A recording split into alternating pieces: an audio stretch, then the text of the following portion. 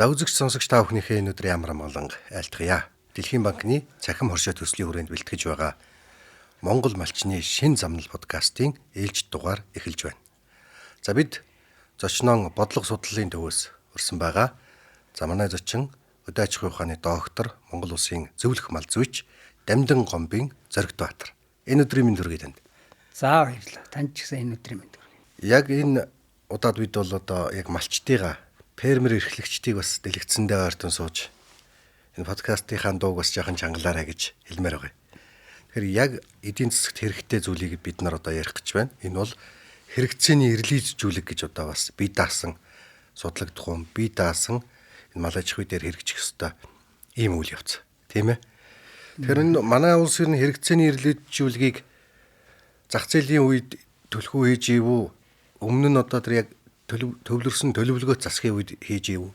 За та бүхэнд энэ өдрийн амар амгалан айлтгаж мэдчилье. За энийг ярихын тулд юун төрөн одоо хэрэгцээний эргэлжүүлэх гэж юу юм бэ, тийм ээ? Энийг яагаад мал аж ахуйн практикт хэрэглэгдэх болоод байна гэдэг үндсэн нөхцөлийг ярих нь зөв байх гэж бодож байна. Хоёр өөр үйлдвэрийн малыг, тийм ээ? Өөр үйлдвэрийн малыг одоо хооронд нь нийлүүлж үржүүлэх үйл ажиллагааг л ер нь үндсэндээ эргэлжүүлэх гэж ойлгож болно. Тэгэхээр эргэлжүүлэг явуулах үндсэн шаардлага маань юу гэхээр одоо манай нутгийн Монгол мал гэдэг маань бол ашиг чимийн нэг л параметртай. Одоо нэг л одоо тогтсон үзүүлэлттэй байдаг.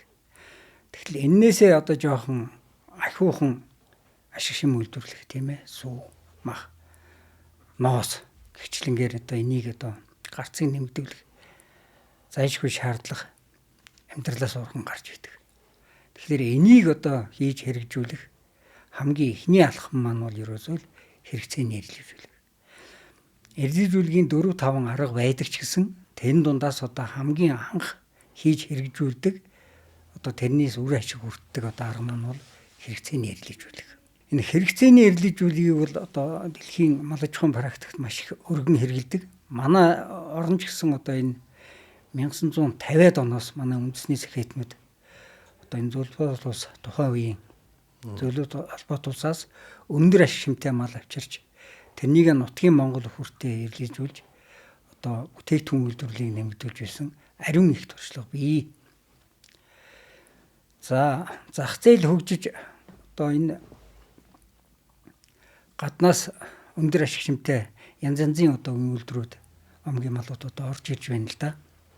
Тэгэхээр яагаад энэ хэрэгцээний эргэлжүүлэг хийх гээд байгаа юм бэ? Энийний одоо яг хэрэгцээ шаардлага нь юу юм бэ гэхлээр одоо энийг тус нь яриул их сайн ойлгох байх. За энтэй талд манай нутгийн Монгол мал маань одоо өсөж өржиж байна. За яг хөө ингээд тэр барууны одоо төрөлдсөн үйлдвэрүүдтэй харьцуулах юм бол одоо ашиг шим бага юм биз. Тэгээд энэ хэрээрээ бас нөгөө талд нь одоо бид нэр үгээр хэл томьёолохын аргагүй маш нарийн ашиг шим байж байдаг. Тэр маань юу гэхээр одоо 30-40% амьдын жингээ ингэж алдаж хэцүү хайрыг үед одоо ингэж онд орж хаад тэрийгээ ингээд одоо байгаль цагуурын таатай нөхцөлд 2 дахин буюу одоо ингээд 70-80-90% одоо ингээд амьдын жингээ иргэд нөхөж ургадаг. Ийм мал бол одоо ерөнхийдөө энэ нүүдэлч малчтын одоо энэ гол бүтээгдэхүүн үйлдвэрлэл одоо юу юм да, тийм ээ. Тэгэхээр энэ мал маань одоо өнөөдөртөө магадгүй энэ бэлчээрийн төлөв байдал муудаад, тийм ээ. Бэлчээр одоо доройтоод байгаа энэ үед баг одоо энэ талбай баг бэлчээрээс одоо их ахиухан бүтээгдэхүүн үйлдвэрлэх бодит хэрэгцээ шаардлага бий болж байна да, тийм.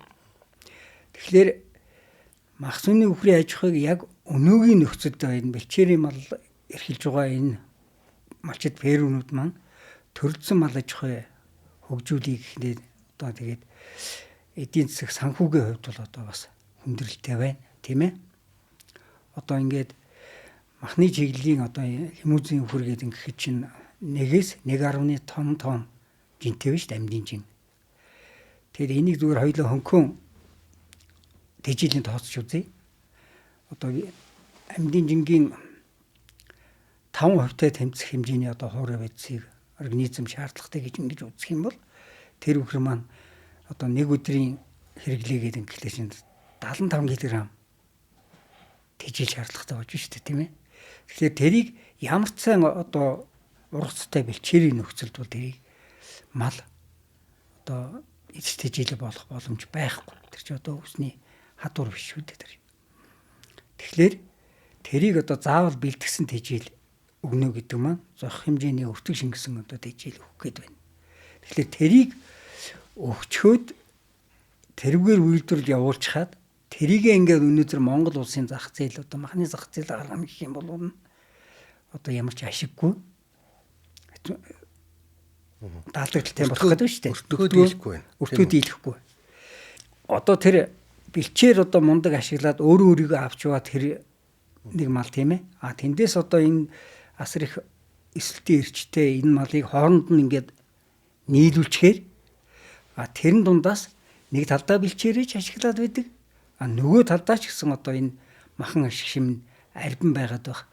Энэ л одоо энэ үржүүлгийн хувилбарыг бид нар одоо энэ хэрэгцээний эрдийжүүлэх гэж ойлгож болох нэ. Тэр гол зорилго нь бол эдийн засгийн өндөр үр өгөөжийг яг богино хугацаанд л авах гэдэг байгаа тийм үү? Тэгж байгаа.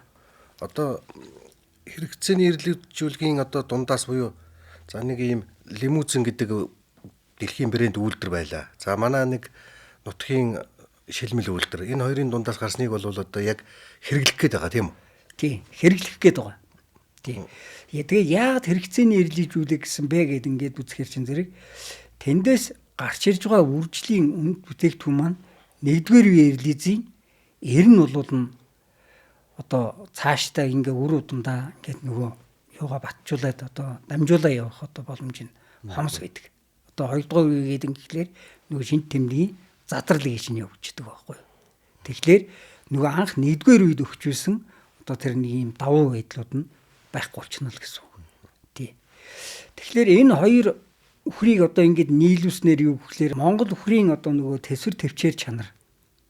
Нөгөө талаас өндөр ашигтай үхрийн нөгөө махан ашигмын чанар хоёр чинь тэр нэгдүгээр үеийн релиз төлд одоо ингээд бүрдэж бий болсон одоо ийм юм байх гэдэг шүү дээ, тий. Тэгэхээр нэг талаас Монгол, нэг талаас одоо энэ төрөлцсөн үхрийг одоо ингээд одоо бэлчээрийн маллгаанд ингээд явах юм бол нь одоо энэ байгаа энэ бэлчээрийн Монгол малаас ямар ч байсан 35-аас 40%-аар одоо ашиг өндөртэй тийм одоо энэ өхөр хонь ингээ бий болгоод аваад явах нэ гэж ингэж болгоно. Тэгэхээр хэрэгцээний гэдэг маань зөвхөн нэгдүгээр үеийнхээ релиз эр төлийг бид маханд бэлтгэж нийлүүлээд цаашдаа охин төлөө ингээ үржилд авч үрдээд одоо ингээд цааш нь үржүүлгээр ашиглаад явах боломж бий.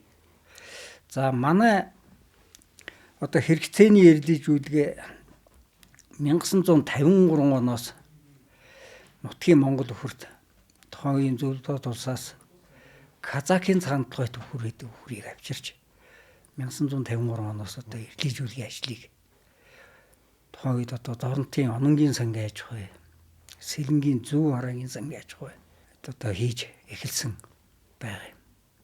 За тэгээд эхний үед одоо ингээ хэрэгцээний эрдийжүүлгийн аргаар одоо ингээд үхрийн мах үйлдвэрлэлийг нэмэгдүүлж яваад тэгээд эндээсээ 2 дугаар үеийн релиз гаргаад 2 дугаар үеийн релизээсээ одоо тэгээд 3 дугаар үеийг нь 2 дугаар үедээ 2 дугаар үеийг өөр дотор нь үржүүлэх замаар одоо манай нэрт селекционер Жавзмаа гэж хүн маань бол одоо энэ одоогийн яриад байгаа энэ сэлэн үйлдвэрийг гаргаж авч ирсэн ийм ариун туршлагатай.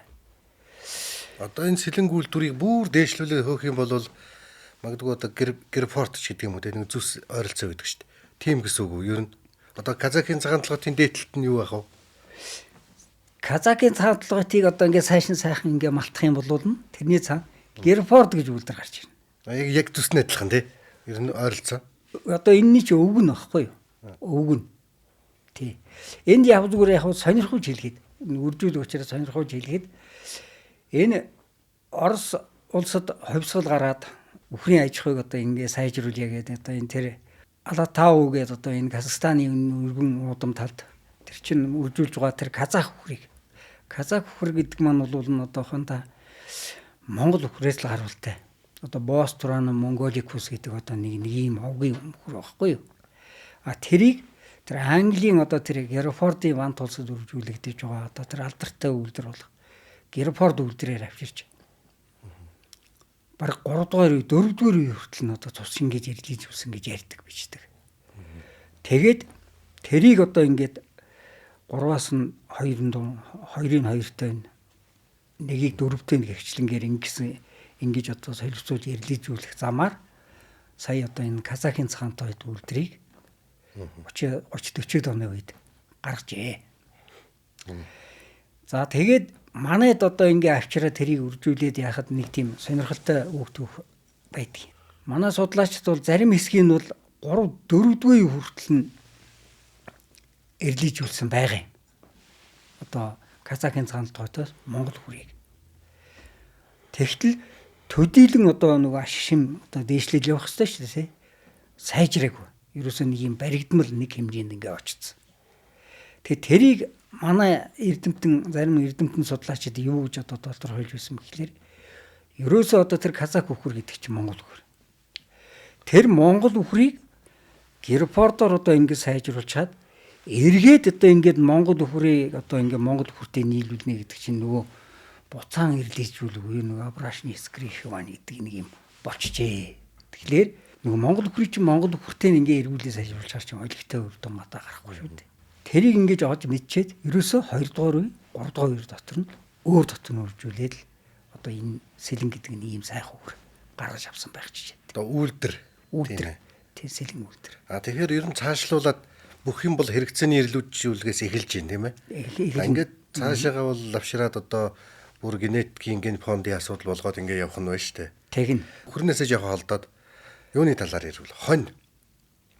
Хонь ч бас л одоо хавар нь гарсан төлийг л одоо намар борлуулах гээд байдаг болчлоо. Зах зээлч тэгж шаардж байна. Энд одоо хэрэгцээний эрэлжүүлэг тохирч байна. Эсвэл заавал нэг өсвөр болгох гэдэг нь. Одоо ёстой жинхэнэ хэрэгцээний эрэлжүүлэг гэдэг имийг одоо яг жинхэнэ хийх газар маань бол нь одоо энэ махны хоньны аж ахуй болчиход байна.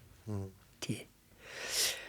Одоо манайд бол зах зох нь одоо орж ирээд маш амжилттай сайн хэрэгжээд одоо зарим төсөл нь хэрэгжээ явж байна шүү дээ. Тухайлбал юм бол одоо Сэлэнг аймгийн Ерөө суманд сууп хойл коныг одоо бат тулга маань үржүүлээд явж байна.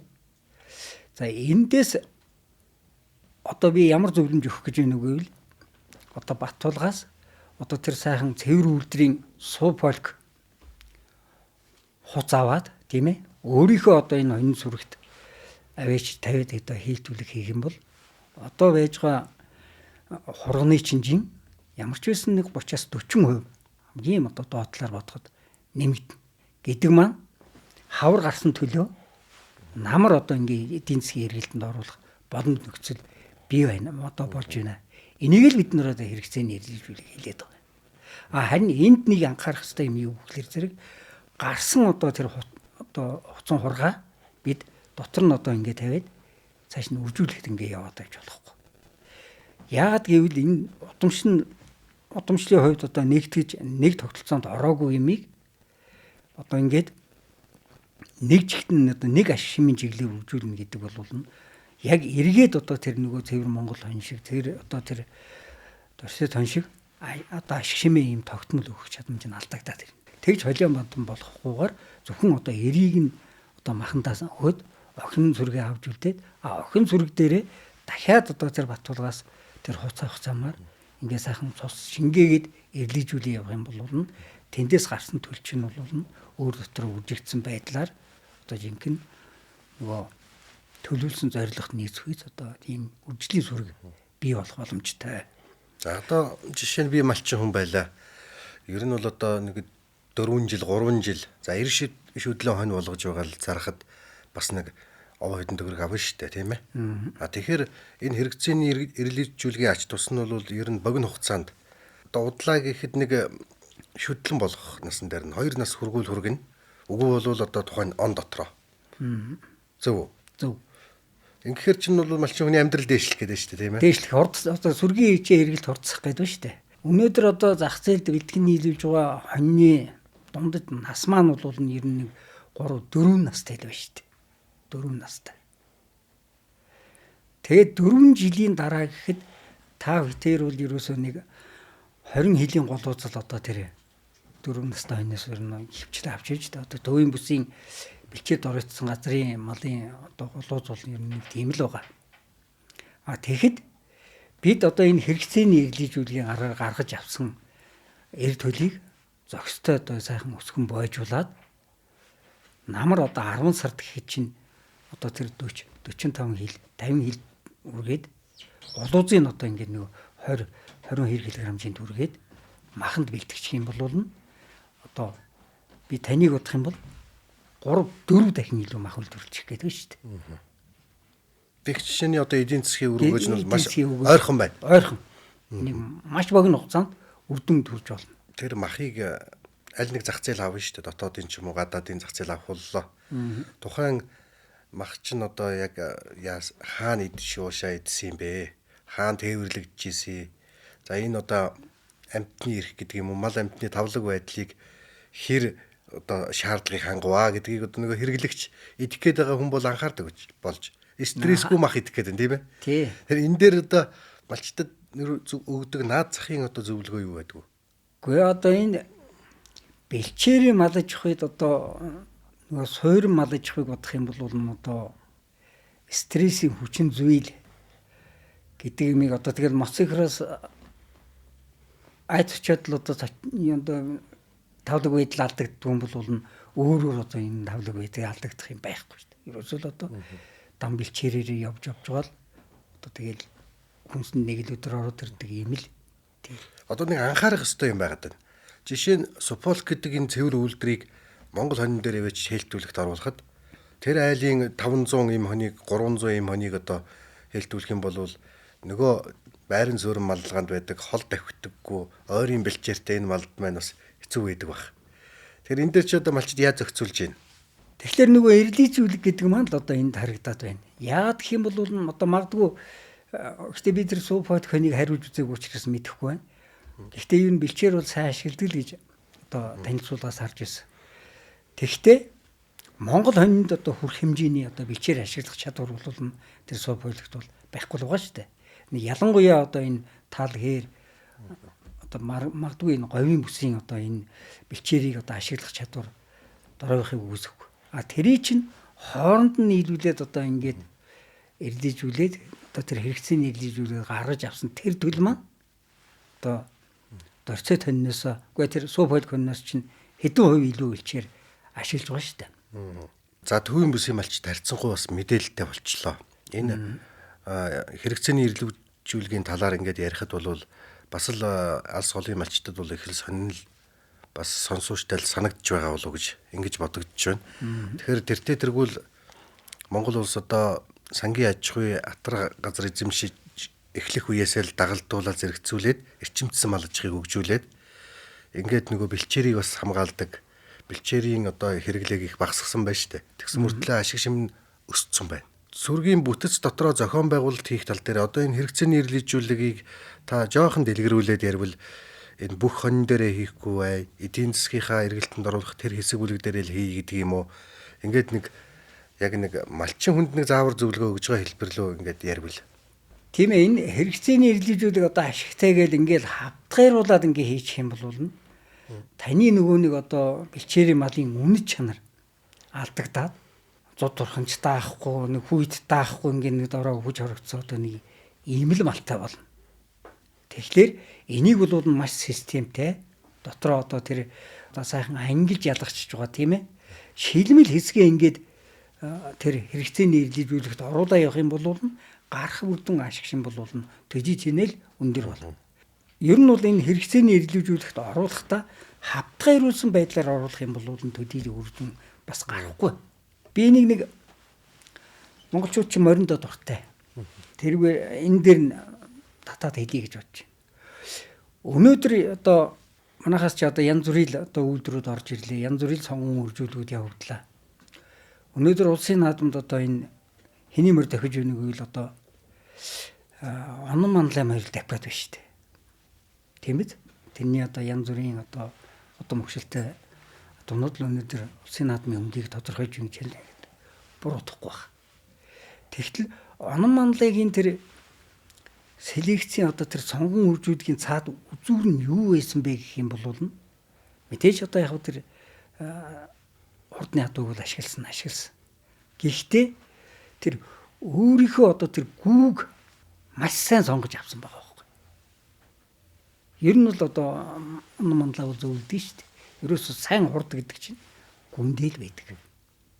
Тэгэхээр яах нь бид хэрвээ одоо малаа богино хугацаанд сайжруулъя гэж бодож л байгаа бол одоо хамаагүй малтаа хийх биш. Тэр байгаа малаа одоо сайхан шилэн сонгож шигшиж угаад тэрэн дотроо одоо нөгөө төрөлдсөн одоо тэр үйлдвэрийн гадаад үйлдвэрийн малаа ашиглах юм бол төдий чинээ богино хугацаанд одоо үдэн ашиг өгөн шүүхүү. Ялангуяа одоо энэ сүүн ашигшим нэмэгдүүлэхэд байна. Махан ашигшим гिचлэнгээр.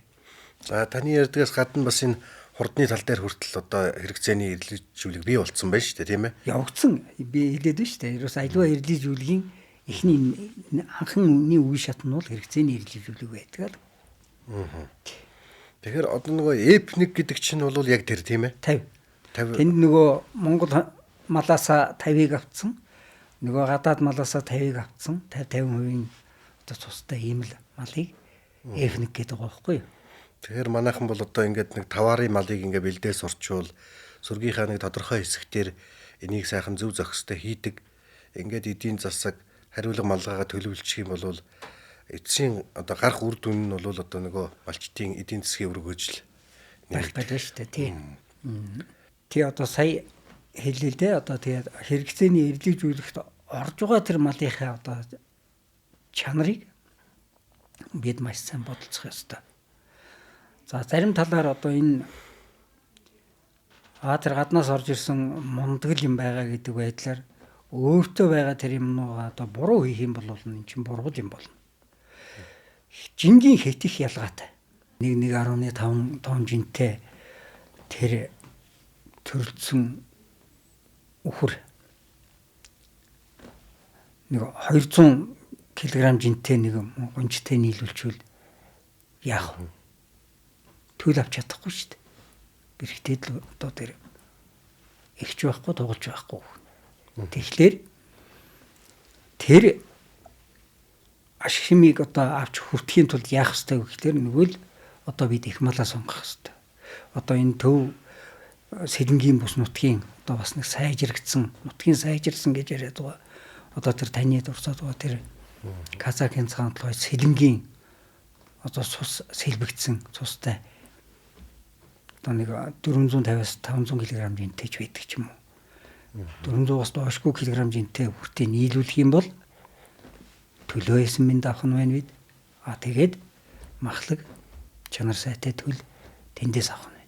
Малчин болгон тодорхой хэмжээнд хэрэгцээний эргэлжүүлгийг одоо бий болгочвол одоо байгаль орчинд гэдэг юм уу, эдийн засаг амьдрал гэдэг юм уу, ямар давуу тал бий болох гээд байна. За бид хэрэгцээний эргэлжүүлэг хийснээр нэгдүгээрт мах гэж ярих юм бол маханд бэлтгэн нийлүүлэх хугацааг бид нар одоо 3-4 дахин богиносох боломж байна.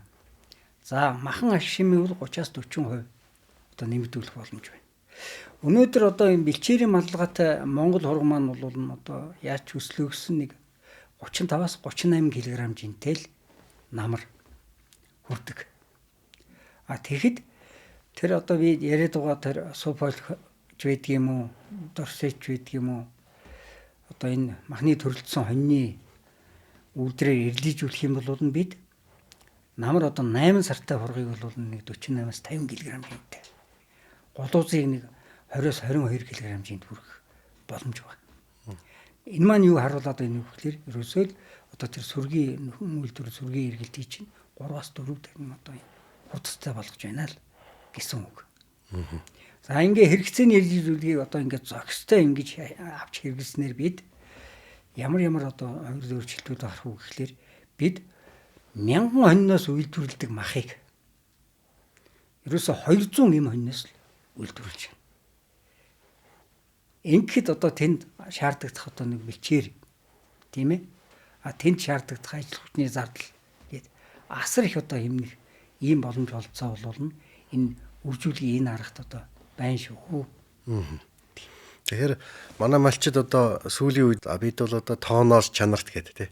Тооноос чанарт анхаарч байгаа л гэдэг. Тэгэхээр манай энэ удаагийн подкастын зочин бол яг тэр тооноос чанарт гэдэг зүйлийг хэрхэн хийх юм бэ гэдэг дээр л одоо төлхөө ярьлаа шүү дээ арга барил талаас нь. Тэгэхээр дараагийн сэдвүүд илүү сонирхолтой байгаа бах гэж бодож байна. За ингээд та эцэст нь дүгнээд хэлэх юм бол бас манай монголч одоо нийт бэлчээрийн 70% нь доройтсон. Тэрний бараг 20 гаруй хувь нь эргэц хэрэггээргүй доройтсон гэсэн судлаачдын тоо баримт байдаг шүү дээ, тийм ээ. Тэгэхээр бидний одоо энэ бэлчээрийн ачааллыг яаж хөнгөлөх вэ? Одоо бэлчээрээ яаж нөхөн сэргийлэх вэ гэдэг одоо ганц үндсэн арга маань юу гэхээр зэрэг бэлчээрт байх малын тоотлогыг л цөөлөх тухай асуудал. Тэгтэл өнөөдөр малч чинь яагаад малаа өсгөөд байна вэ гэдэг тэр мөн чанарыг бас бид бодох ёстой. Өнөөдөр улсын авраг гэдэг одоо энэ мундаг тэмдэг авахын тулд энэ малчид чинь малаа өсгөөд байгаа юм бол бас биш. Яг байна. Яагаад гэвэл энэ бэлчээр ингэж хомсдод доройтхын хэрээр мал одоо нэг өөрийнхөө өсөх ёстой жинд нөгөө өөх ёстой өгөөжөө өгч чадхаа болчлоо. Тэгэхээр мал бэлчээрээс дутуу хоол аваад давжаарад ингээд байгаа учраас малын тоо толгойг өсгөж бийж тэндээс одоо бид нэр одоо нөгөө амжиргааныхаа зардлыг одоо олж авч эдийн засгийн эргэлтэнд орж байгаа учраас өсөхөөс арга байхгүй. Тэгэхээр тэр малчны орлогыг бууруулахгүйгээр малын тоо толгойг бууруулах одоо хамгийн ихний арга юм бол одоо энэ одоо нэг арга нь бол энэ хэрэгцээний эдлэгжүүлэх байгаа юм шүү л гэдгийг малчтаа одоо хэлж байна. малчны орлогыг бууруулахгүйгээр малын тоо толгойг бууруулнаа гэж. Тий. За маш их баярлалаа. За баярлалаа. За бидний энэ удаагийн дугаартаа бодлого судлалын төвийн зөвлөх Монгол улсын зөвлөх мал зүйч хөдөө аж ахуйн ухааны доктор Дамжин Гомбын Зоригт Баатар оролцлоо.